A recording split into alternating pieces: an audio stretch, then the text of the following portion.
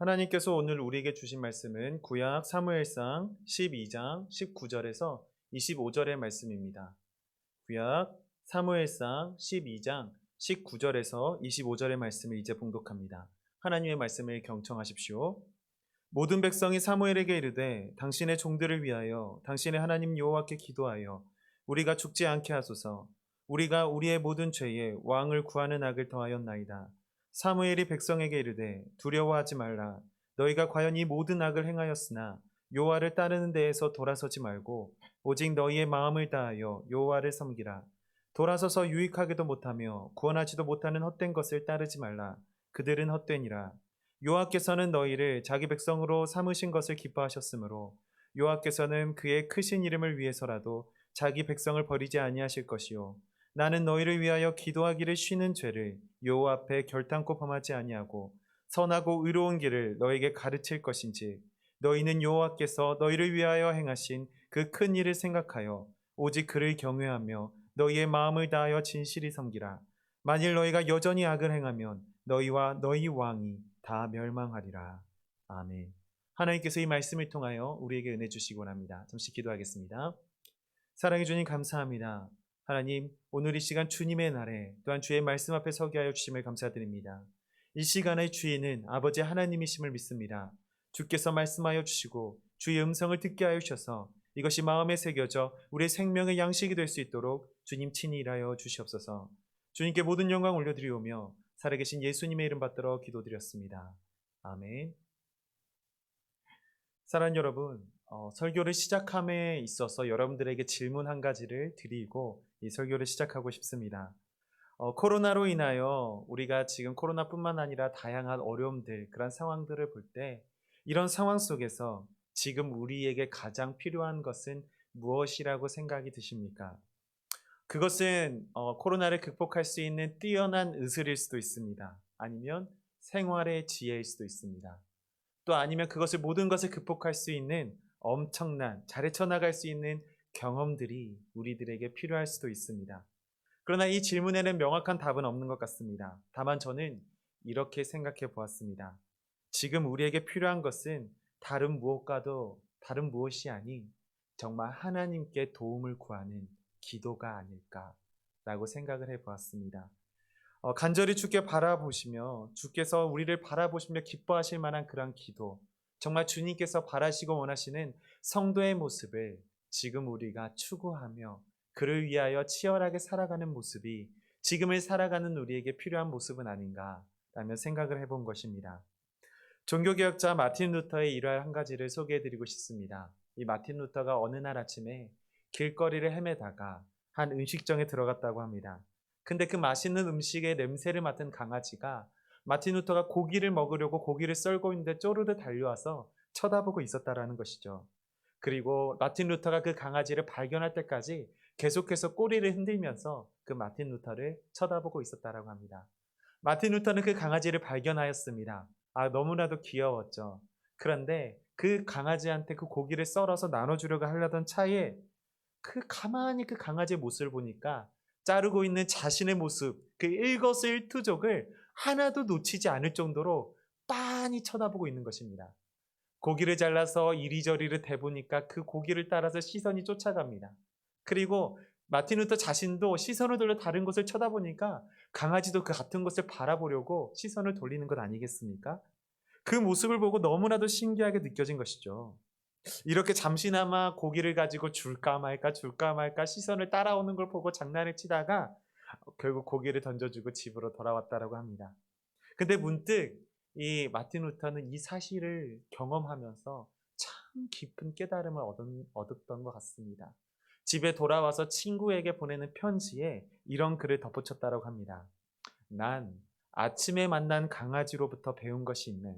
만약 그 강아지가 고기를 들고 있는 내 손을 바라보았던 것처럼 우리가 하나님을 바라본다면 하나님은 분명히 기뻐하시고 감동하실 것이라는 사실 말이네요. 사랑하는 여러분, 하나님을 바라보고 우리가 하나님을 의지하는 것은 주일 아침에만 혹은 내가 급할 때만 해야 하는 일이 아닙니다. 우리가 당장 내가 바라고 원하는 것이 눈앞에 있을 때만 주를 바라보는 것이 아니라 항상 내 생명을 인도하시는 하나님, 내가 그를 바라보기를 원하시는 하나님께 시선을 두고 있을 때 그 하나님께서는 감동하시고 우리의 삶 가운데 일하여 주신다라는 것이죠. 우리의 삶을 하나님께 고정할 때 주께서는 일하시는 것입니다.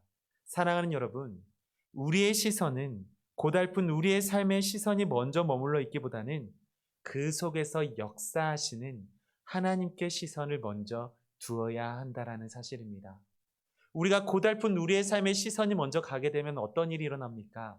그것만을 위해서 기도합니다. 주님, 이것을 해결해 주십시오.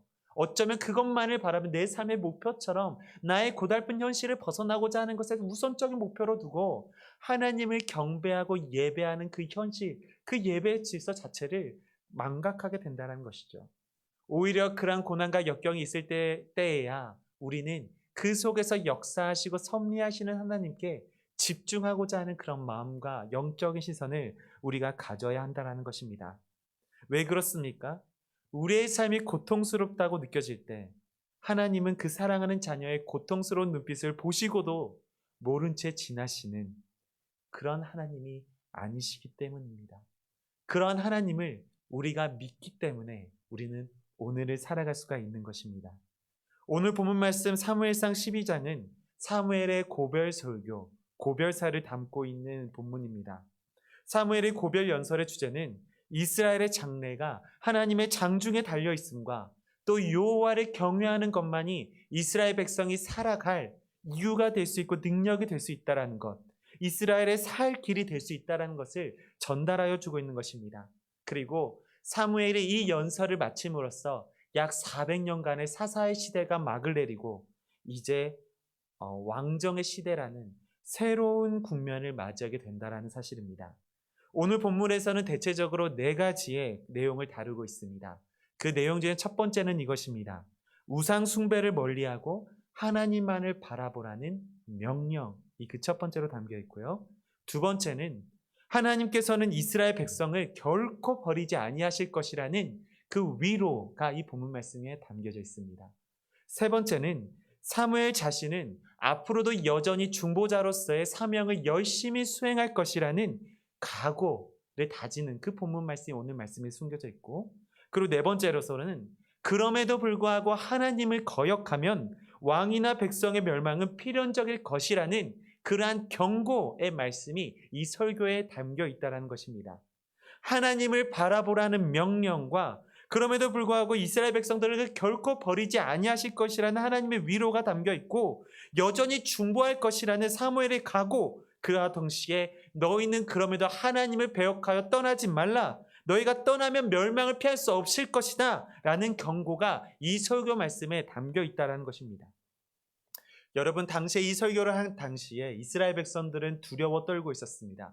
그 당시에는 이제 추수를 앞두고 있는 상황이었습니다. 추수의 때는 피해야 할 것이 있죠. 그것은 비가 오면 안 됩니다. 무르익어서 고개를 숙이고 있는 벼이삭이 어떻습니까? 비를 맞으면 다 쓰러지고 다 떨어져서 가치가 없게 됩니다. 먹을 수가 없게 되죠. 다 썩어버리고 맙니다. 근데 그런 상황 속에서 사무엘의 그 권능, 그 능력을 통하여서 하나님께서 어떤 징벌을 내리시냐? 우레와 비를 허락하신다는 것이죠. 얼마나 이스라엘 백성들은 고통스러웠겠습니까? 하나님의 그 권능을 보고 두려워 떨었습니다. 아니, 이것에서 끝나는 것이 아니라 우리 가운데 하나님의 심판으로 이어져서 주께서 우리를 멸하시면 어쩌나 라는 걱정에 사로잡히게 되었다는 것이죠. 그런 근심이 만연하는 그런 시대, 그런 상황이었다는 것입니다. 사무엘에 대한 두려움도 생겼다는 것이죠. 하나님의 사람 우리에게 보내주셔서 우리에게 말씀하시는 하나님의 종인 그 사무엘에 대한 두려움과 경외심마저도 들은 그런 상황이었다는 것입니다. 여러분, 이스라엘 백성들의 성경 구절들 곳곳을 보면 이스라엘 백성들이 범했던 죄악들의 모습을 우리는, 그리고 그 죄악들의 모습을 벗어나서 회개하는 모습들도 여러 번 발견하게 됩니다. 근데 여기에서는 아주 참 재미있는 패턴들이 등장합니다. 이 패턴은 그 네 가지 순서로 보통 이렇게 진행이 되는데요. 그 패턴의 첫 번째는 무엇이냐면 죄를 범합니다. 그리고 죄를 고합니다. 선지자를 통해서든 아니면 하나님께서 직접 징벌을 통해서든 이것이 죄이다라고 고하시죠. 그리고 나서 어떤 일이 일어납니까?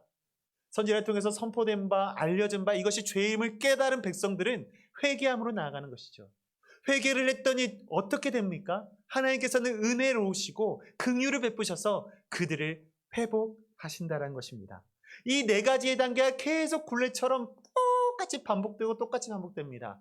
회복되어서도 죄를 범하고 하나님께서는 죄를 고하시고 징벌하시고 다시 한번 회개케 하시고 다시 한번 회복케 하시는 하나님의 그 섭리가, 그 사랑과 그 은혜가 반복되고 있다는 것을 우리는 발견할 수가 있다는 것이죠. 여러분, 근데 이 속에서 발견되는 것은 또 무엇입니까? 이스라엘 백성의 자기만 아는 이기심 아닐까요? 자신이 생존에 있어서 살아가다가 너무나도 힘든 상황에 있어서 그랬다 하나님을 접어놓고 자신의 가치와 자신의 판단으로 자신의 뜻대로 죄악된 길을 걸어가기 시작합니다. 그리고 하나님께서 징벌하십니다. 죄를 고하십니다. 야, 너희들 그게 아니야 라고 말씀하시는 것이죠. 그때서야 다시 그 무지한 백성들을 깨닫습니다. 아, 이것이 죄였구나. 회개를 합니다. 그것을 보시고 긍휼히 여기시고 또 다시 한 번 더 용서하시고 회복하시는 하나님의 은혜가 성경 곳곳에 실려져 있다는 것이죠. 여러분, 이것은 우리의 삶 가운데서 마찬가지입니다. 우리는 똑같은 죄를 반복하고 똑같이 반복하고 그러한 모습들이 우리에게 많이 있다는 것이죠.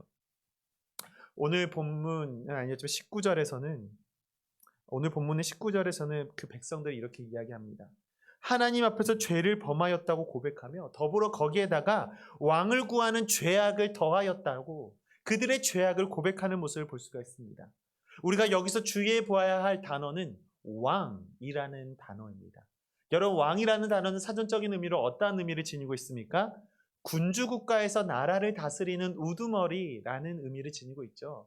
군주국가, 왕정국가에서 그 모든 그 나라, 그 국민을 다스리는 최고의 권력자, 우두머리라는 것을 왕이라고 다스리고 있는 것입니다.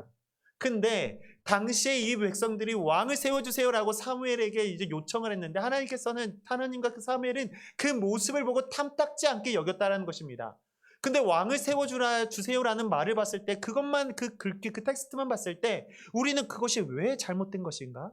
왜 하나님께서 이 모습을 보고 왜 이것을 잘못된 것이라고 여기셨는가에 대한 의문을 가질 수가 있다는 것이죠.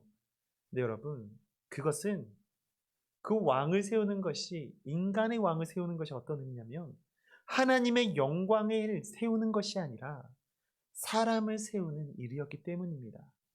사실 이런 의미에서 본다면 이스라엘 백성에게 왕을 구한다, 왕을 세운다라는 것은 곧 배교의 행위, 하나님의 권세, 하나님의 권능, 하나님의 신정 국가에서 벗어난다라는 의미를 지니고 있다는 것이죠. 사무엘상 8장에서는 이스라엘 모든 장로들이 라마에 거주하고 있는 그런 사무엘에게 찾아갑니다. 자, 우리를 위하여 왕을 세워주라 라고 요청을 하고 있는 것이죠. 그런데 이 모습을 보시 하나님께서 기뻐하지 않으십니다. 어떻게 알 수가 있습니까? 사무엘상 8장 7절에서는 이렇게 말씀하고 있기 때문입니다. 여호와께서 사무엘에게 이르시되 백성의 네게 한 말을 다 들으라. 이는 그들이 너를 버림이 아니요 나를 버려 자기들의 왕이 되지 못하게 함이니라. 그들이 왕을 세워달라고 하는 것은 사무엘아, 너를 버린 것이 아니라 나를 버린 것이다. 이스라엘 하나님, 그들의 하나님이 되었던 나를 버린 것이다. 내가 왕이 되는 것이 아니라 그들 가운데 왕을 세워 나의 왕권 안에 거하는 것이 아니라 그들 가운데 그들 스스로 살아보려는 그러한 욕심에서 일어난 것이다 라고 말씀하여 주고 계시는 것입니다. 여러분, 그들에게 있어서 왕은 어떤 왕이었습니까? 그들에게 왕은 전쟁을 승리케 할 수 있는 능력 있는 인간적인 왕을 의미했습니다. 정치적으로 나라를 부강하게 만들 수 있는 그런 왕을 의미했습니다. 이것은 곧 하나님의 도움을 구하는 것이 아니라 곧 사람의 영역에서 부강할 수 있도록 그렇게 만들어갈 수 있는 사람의 능력을 구하는 하나님의 권세에 기대는 것이 아니라 그 사람의 영역 안에서 스스로 세워나갈 수 있는 어쩌면 바벨탑과 같은 느낌으로 하나님의 배역한 모습이라고 이야기를 할 수가 있는 것이죠. 그래서 하나님은 방금 읽어드렸던 7절의 말씀에서 나를 버려라는 표현을 사용하신 것입니다. 그들이 나를 버렸다 라고까지 표현하시는 것이죠. 사랑하는 여러분, 우리들만의 왕을 세울 때 진정한 왕이 누구이신지를 믿고 우리의 판단과 기준으로 내게 가장 필요하다는 어떤 외적인 순위를 내 삶에 둘 때 그것은 하나님을 배역하는 형태로 나타날 수 있다는 사실입니다. 내 삶의 우선순위가 무엇인지가 우리가 먼저 제대로 인식하고 그 가운데서 임재하시고 역사하시며 일하시는 하나님을 발견하지 못하면, 그 가운데 내 가운데 하나님이 계시다라는 사실을 우리가 고백하지 못하면, 나의 욕심이 내 삶의 중심, 내 마음의 중심에 차고 넘쳐서 하나님을 경외하는 마음을 우리가 잊어버리고 만다면 우리의 삶은 하나님을 배역하는 방향으로 나아갈 수밖에 없다라는 그런 연약함이 우리 가운데 있다라는 사실, 우리가 경계해야 한다라는 사실입니다. 사랑하는 여러분, 지금 우리는 가장 어려운 시기를 경험하고 있습니다. 이럴 때일수록 우리가 붙들어야 하는 것은 무엇이겠습니까? 당장 이러한 어려움을 극복할 수 있는 나만의 왕을 세우려고 하는 것보다 여전히 우리 가운데 여전히 살아계셔서 역사하시는 신들의 신이시며 왕들 중에 왕이시며 이 모든 만물을 창조하신 창조주 하나님을 바라볼 수 있는 그런 믿음과 신앙, 그런 신뢰가 우리 가운데 있어야 하지 않겠습니까? 그런데 하나님은 어떠한 모습이십니까? 하나님은 긍휼을 베푸셨습니다. 그들이 요청했던 대로 사울이라는 왕을 세워주셨습니다. 근데 하나님께서는 그 가운데 또 일하셨습니다. 왕이 세워진 것만으로 만약 끝났다면 이스라엘 백성은 더 이상 하나님의 백성이 아니었을 것입니다. 범죄한 백성으로 머물 수밖에 없었을 것입니다. 근데 하나님께서는 왕을 세워주시면서 더불어 그들의 죄악된 행보를 깨닫게 하셨습니다. 이스라엘 백성들은 그 죄악들을 깨닫게 되었으며 주권자이신 하나님을 다시금 바라보게 되었다는 것이죠. 그리고 나서 가장 먼저 그들을 그 말씀 가운데 하나님께서 일하셨던 것은 그들을 먼저 회개케 하셨다는 것입니다. 오늘 본문 말씀 19절의 말씀을 읽어드립니다. 모든 백성이 사무엘에게 이르되 당신의 종들을 위하여 당신 하나님 여호와께 기도하여 우리가 죽지 않게 하소서. 우리가 우리의 모든 죄에 왕을 구하는 악을 더하였나이다. 왕을 구하는 악을 더하였나이다. 사랑하는 여러분, 주님의 자녀들의 삶의 회복은 회개에서부터 시작합니다. 어려운 사정으로 인하여 우리는 이러한 말을 합니다. 내 코가 석자인데 어떻게 다른 사람들을 돌볼 수 있겠습니까? 이러한 말을 하면서 전전긍긍할지라도 그보다 먼저 우리가 돌봐야 할 것은 내 안에 있는 죄의 역사가 해결되고 그 안에 섭리하시는 하나님의 형상을 바라보는 그 신앙과 믿음이 우리 가운데 있느냐, 이것을 우리가 먼저 되돌아보고 우리 가운데 우리 스스로 돌아볼 수 있는 그러한 노력이 필요하다라는 사실입니다. 이 회개가 이스라엘 백성들 가운데서 이루어지자 하나님께서는 사무엘을 통하여 강력한 권면의 말씀을 허락하십니다. 본문 20절과 21절의 말씀을 읽어드립니다.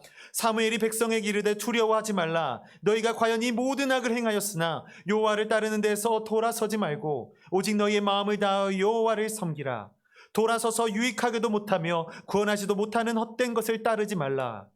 그들은 헛되니라. 그들은 헛되니라. 두려워하지 말라.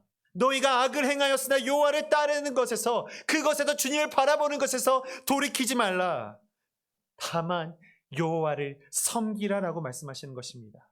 헛된 것을 따르지 말라라고 말씀하시는 것입니다. 사무엘의 입술을 통하여 너희가 이제 어떻게 살아가야 할 것인가 명확한 지표를 허락하여 주고 계시는 것입니다. 어쩌면 지금 이 말씀이 우리 가운데 필요한 가장 중요한 말씀이 아닐까 이렇게 생각해 보는 것입니다.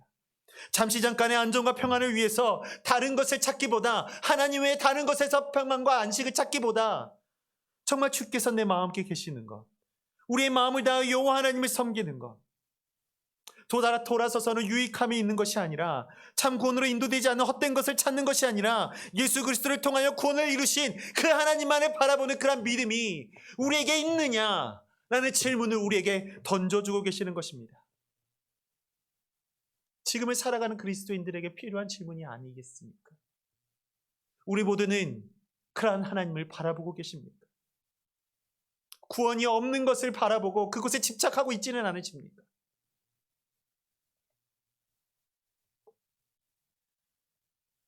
어려서부터 부모님께 버림받아 고아원에서 외롭게 자란 한 소녀가 있었습니다. 어른이 된 후에도 거리를 전전하며 되는 대로 살고 있었는데 누군가 그 여인에게 성경책 한 권을 전달해 줬다고 합니다. 인생이 한없이 무료하던 그녀는 성경을 조금씩 읽어가는데 너무나도 읽기도 어렵고 내용도 어려워서 처음엔 너무나도 힘들었다고 하죠. 근데 너무 어려웠지만 읽으면 읽을수록 그 말씀을 곱씹으면 곱씹을수록 비어있던 마음에 그 사랑이 넘쳐나는 것을 느꼈다라고 합니다. 그렇게 성경으로 조금씩 다시 일어설 힘을 얻은 그녀는 봉사를 하며 남을 돕기 위한 삶을 살아갔습니다. 쉴 새 없이 돌아다니며 어려운 이들을 만나고 또 그 어려운 이들을 도울 수 있는 사람들을 찾아다니며 함께 돕자, 함께 일하자, 함께 봉사하자, 헌신하자 라는 그러한 헌신적인 봉사를 감당해낸 사람이 되었습니다. 그러자 점점 그녀가 진행하는 모금 행사는 그 규모는 점점 커지기 시작했고 나중에 그녀가 연 작은 모금 행사에서는 무려 5,000번이 넘는 그런 자선 모금 행사가 개최되었다라고 이야기되죠. 이런 엄청난 봉사로 미국에서 가장 감사장을 많이 받기도 한 여인, 기네스북에 오른 여인 되었습니다. 그녀는 데일 로저스라는 여인이었습니다. 이 여인은 광고계에서도 영화계에서도 아주 엔터테인먼트 어떤 그런 영역에서 아주 뛰어난 그런 빛을 발하는 스타가 되었다는 것이죠. 나중에 자신의 간증을 담은 책을 써서도 많은 사람들에게 희망을 주었는데 그 책의 제목은 힘든 순간에 임하시는 하나님이라는 책이었습니다.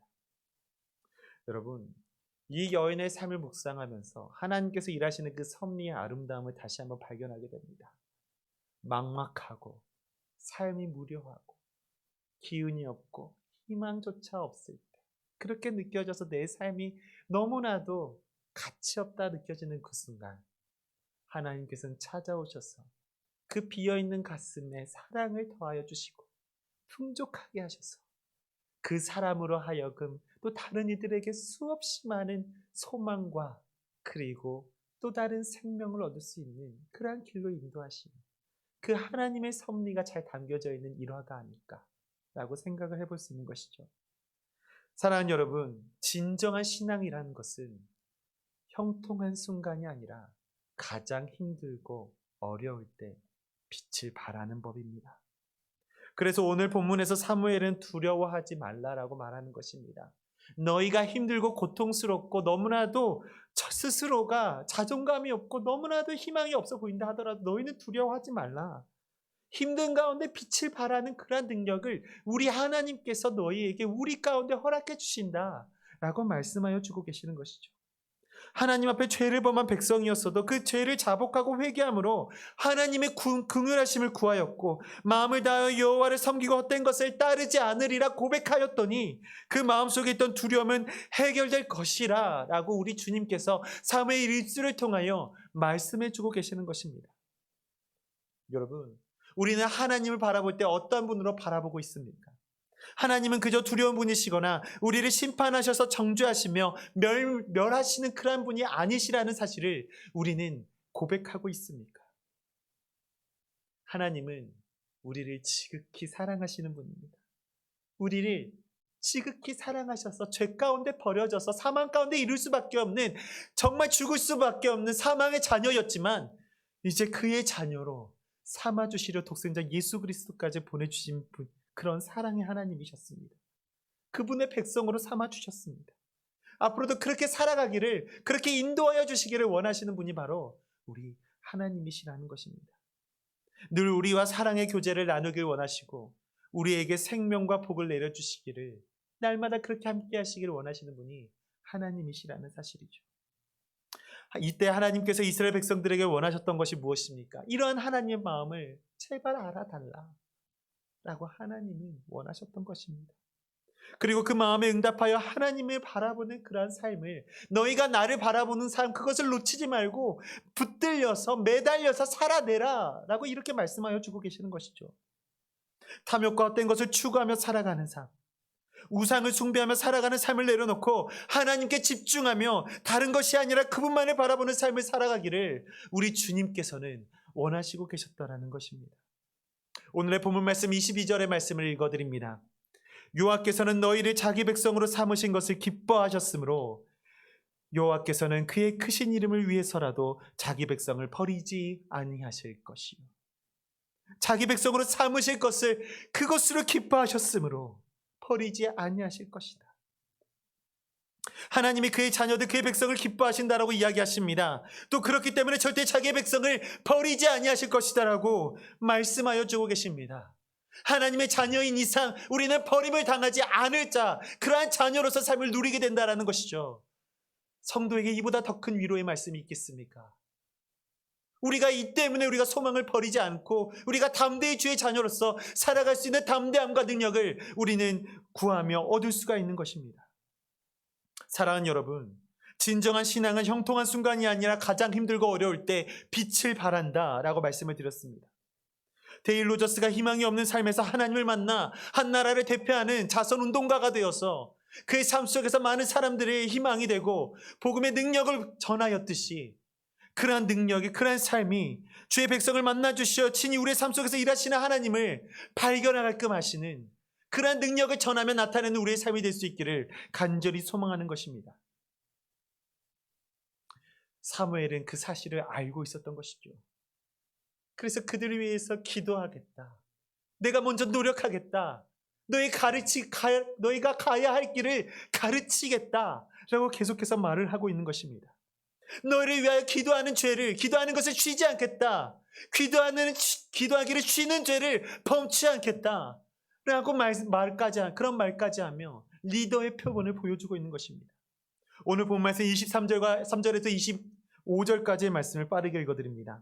나는 너희를 위하여 기도하기를 쉬는 죄를 여호와 앞에 결단코 범하지 아니하고 선하고 의로운 길을 너희에게 가르칠 것인즉 너희는 여호와께서 너희를 위하여 행하신 그 큰 일을 생각하여 오직 그를 경외하며 너희의 마음을 다하여 진실히 섬기라. 만일 너희가 여전히 악을 행하면 너희와 너희 왕이 다 멸망하리라. 아멘. 사무엘은 하나님의 마음을 백성들에게 전한 후에 이제 이스라엘 백성들을 향하여 내가 기도하겠다, 함께 가자, 너희를 위하여 기도하기를 쉬는 죄를 범치 않겠다, 내가 너희가 가야 할 길을 내가 계속해서 가르칠 것이다, 그렇기 때문에 너희는 마음을 다하여 진실히 섬기라. 그러나 너희가 그 섬기는 것을 포기하고 하나님께서 돌아서면 하나님께서 너희를 멸하실 것이다 라는 권면의 말씀, 명령의 말씀, 경고의 말씀을 사무엘의 입술을 통하여 하나님께서는 말씀하여 주고 계시는 것입니다. 사랑하는 여러분, 이 말씀을 들을 때 여러분들 마음 가운데는 어떠한 마음과 어떠한 감동이 있으십니까?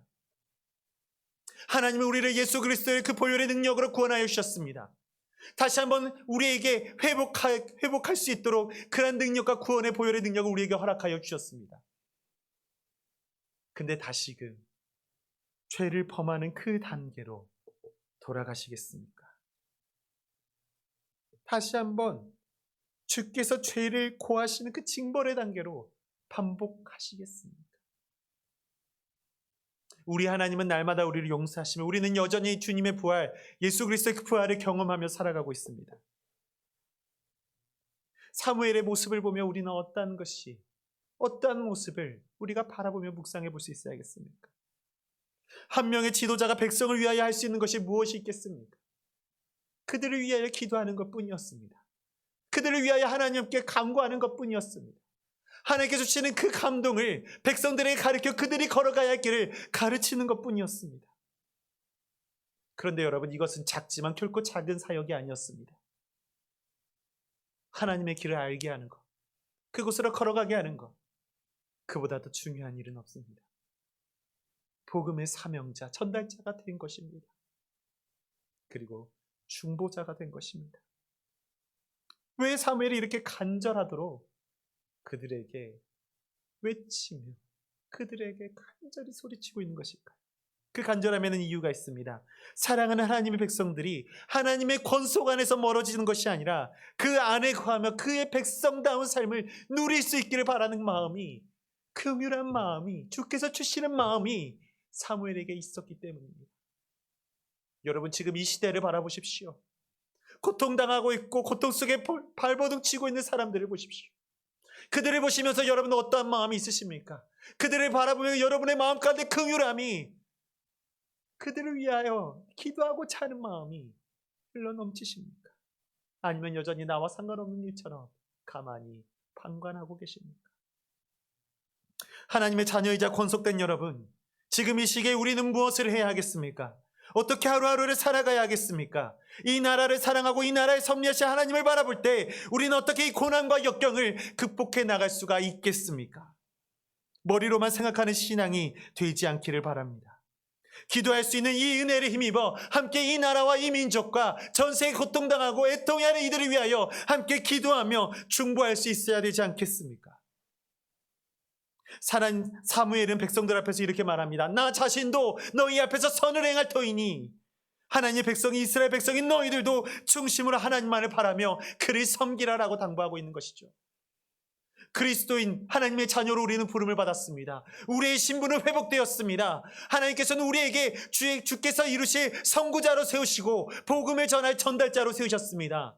사무엘의 모습과 우리는 만인의 제사장이 되어 주께서 우리에게 주시는 그 사명을 감당해내야만 하는 그러한 성도로 부르심을 받았습니다. 그 길을 마땅히 걸으라 라고 말씀하여 주고 계시는 것입니다.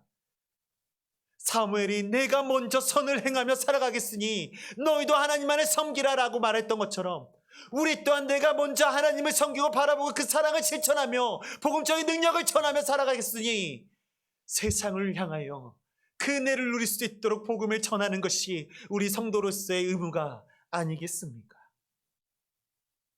그리스도인으로서 부름받은 우리가 가만히 있어서 방관하고 있는 것이 아니라 애통하고 슬퍼하고 있는 이들을 위해 기도함으로, 섬김으로, 주의 사랑을 전함으로 나아갈 수 있는 우리 모두가 되어야 할 것입니다.